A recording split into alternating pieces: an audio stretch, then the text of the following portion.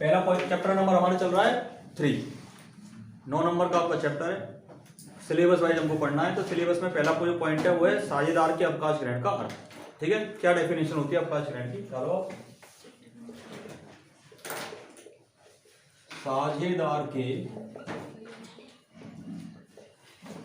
अवकाश ग्रहण का अर्थ, ये पहला पॉइंट है आपके सिलेबस का। ठीक है, क्या अर्थ होता है साझेदार के अवकाश ग्रहण करने का?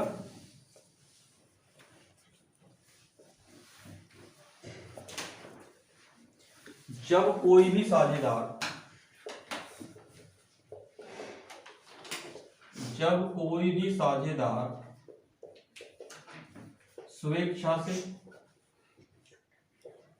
स्वेच्छा का मतलब अपने मन से, उसका मन हो गया रिटायर हो जाऊं मन से, ठीक है, स्वेच्छा से वृद्धावस्था के कारण, अस्वस्थता के कारण,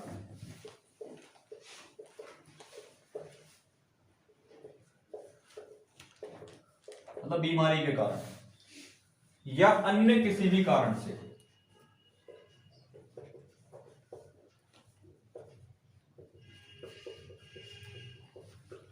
या अन्य किसी भी कारण से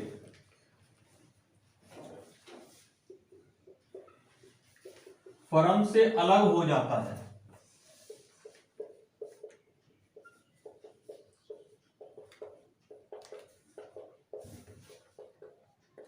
तो इसे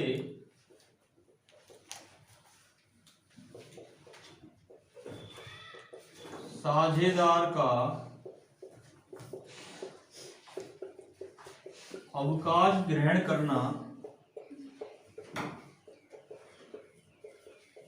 कहते हैं। बात समझ आ गई? साझेदार का अवकाश ग्रहण करना किसे कहते हैं? जब कोई भी साझेदार स्वेच्छा से वृद्धावस्था के कारण, अस्वस्थता के कारण या किसी भी अन्य कारण से फर्म से अलग हो जाए, उसको क्या बोलेंगे? साझेदार का अवकाश ग्रहण करना। एक पॉइंट और लिख लो, या मृत्यु के कारण भी अलग हो जाए। जो आदमी मर जाएगा वो काम कैसे करेगा फर्म में? नहीं कर सकता। मृत्यु के कारण, किसी भी कारण से वो फर्म से अलग हो जाएगा तो क्या बोलेंगे? साझेदार का अवकाश ग्रहण करना कहते हैं। क्लियर? नोट करो इसको। अब लिखना है अवकाश ग्रहण की विधियां, याद दो।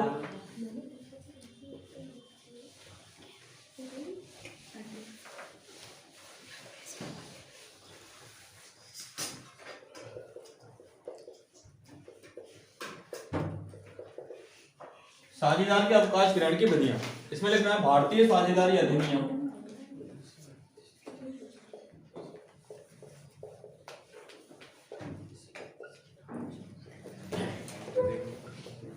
1932 की धारा 32 और ये एक जो होती है ना, इसको बोलते हैं उपधारा।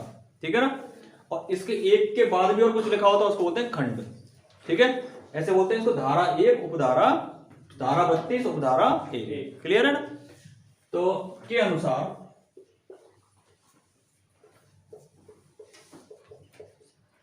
कोई भी साझेदार निम्न विधियों से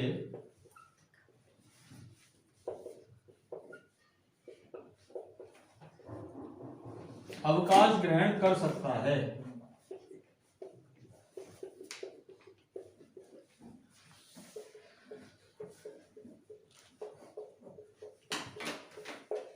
पहला, निवृत्ति से। देखो, पहला समस्त साझेदारों की सहमति से।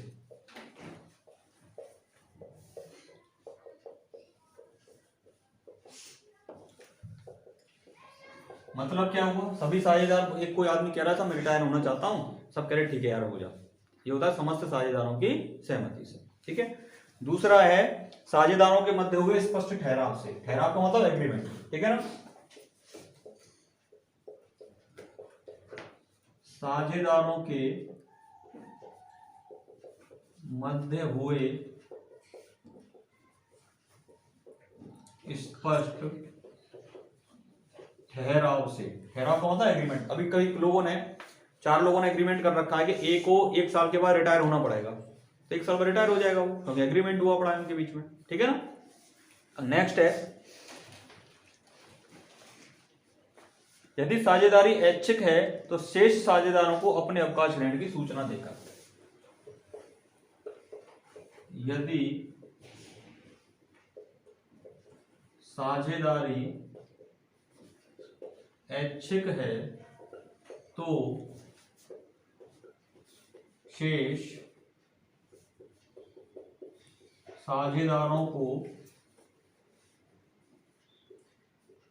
सूचना, ऐच्छिक का मतलब क्या होता है, आपकी इच्छा पर निर्भर करता है कि आप साझेदार बने रहना चाहते हैं या बने रहना नहीं चाहते। आप एक नोटिस देकर अपने साझेदारी को समाप्त कर सकते हो। तो ये मेथड थे इसके अवकाश ग्रहण की विधियां। क्लियर है, नोट करो इनको। अब नेक्स्ट पॉइंट, आपका पहला पॉइंट हमारे सिलेबस का था कि साझेदारी की निवृत्ति किसे कहते हैं या साझेदारी का समापन किसे कहते हैं। नेक्स्ट हमारा पॉइंट आएगा फायदे का अनुपात, और समापन की विधियां हमने पढ़ ली। वैसे एक पॉइंट और था आपकी बुक में, साझेदारी का समापन और फर्म का समापन, इनका अंतर क्या है, वो चैप्टर 4 में काउंट होता था और 4 अपने सिलेबस से हट चुका है, इसलिए वो आपको पढ़ना नहीं है, ठीक है।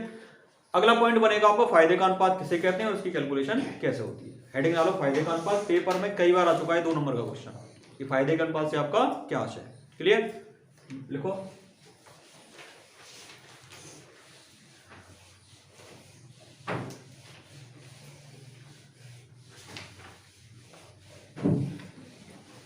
हेडिंग डालो फायदे का अनुपात।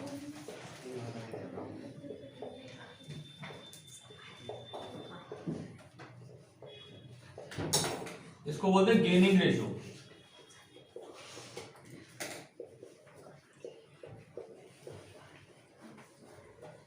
साझेदार की निवृत्ति पर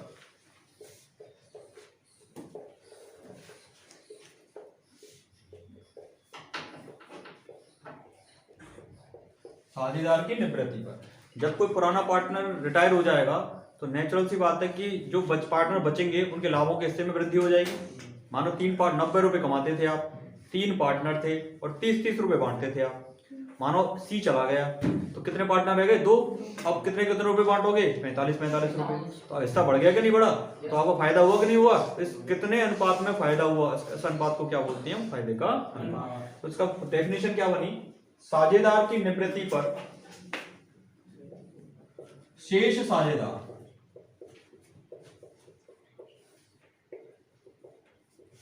निवृत्त साझेदार का हिस्सा, निवृत्त साझेदार का हिस्सा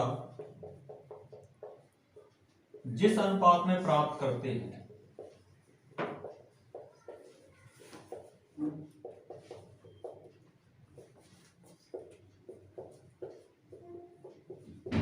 उसे फायदे का अनुपात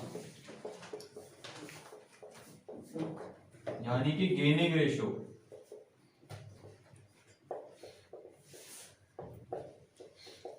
कहते हैं। फॉर्मूला इसका क्या होता है, गेनिंग रेशो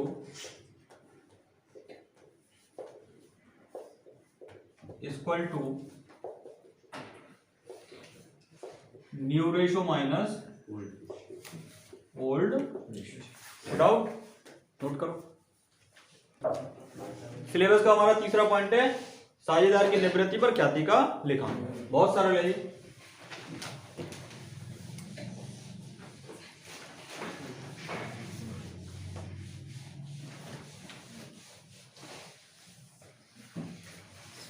तीसरा पॉइंट हमारा चलेगा साझेदार की निवृत्ति पर ख्याति का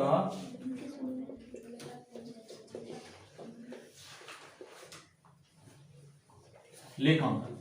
ठीक है, अब जब पार्टनर को मरेगा या रिटायर होगा तो बहुत नेचुरल सी बात है कि कोई साझेदार ख्याति लेके तो आएगा नहीं। अब जो मरेगा, जो रिटायर होगा, वो अपना हिस्सा ख्याति का लेके जाएगा।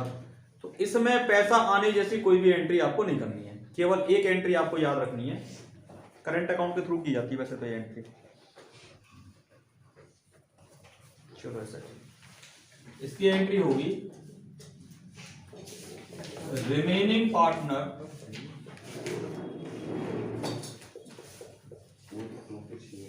Capital account debit. रिमेनिंग का मतलब मानो ए बी सी 3 पार्टनर थे और सी रिटायर हो गया, तो रिमेनिंग कौन रहे? ए और बी। क्लियर है ना? Remaining partners capital account debit to deceased partner या रिटायरिंग पार्टनर लिखो, retiring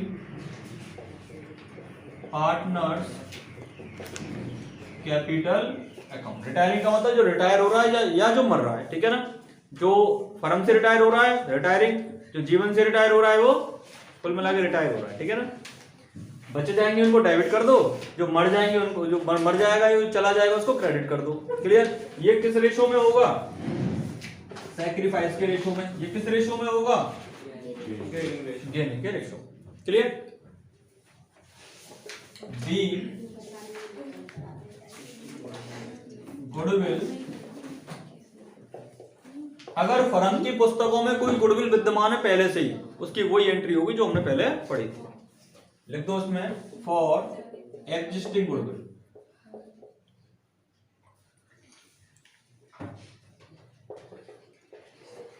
existing goodwill in balance sheet.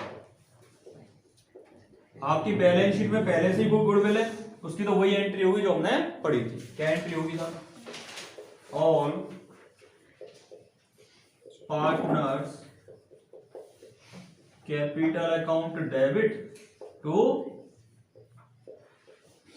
Goodwill account. किस रेशो में होती है ये? Old ratio. क्लियर? ठीक है? ये कंसेप्ट आपको अच्छे से याद रखना।